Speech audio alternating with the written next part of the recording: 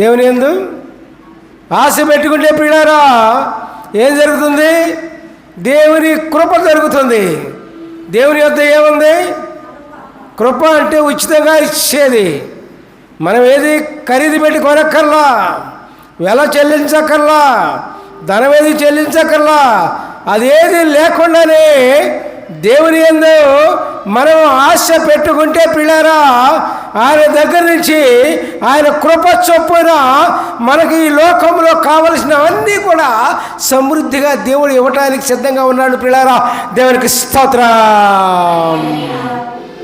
కాబట్టి మనం ఎవరి మీద ఆశ పెట్టుకోవాలి?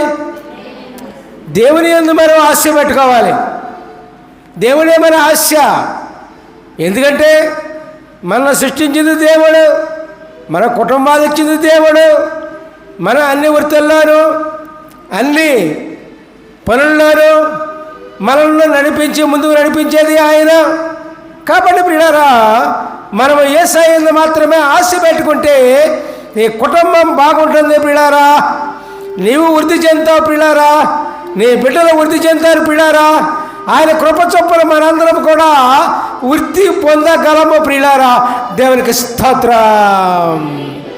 మనం వృద్ధి పొందుతున్నామంటే, మన జీవితంలో అభివృద్ధి చెందుతున్నామంటే దానికి కారణము దేవుని కృప మాత్రమే.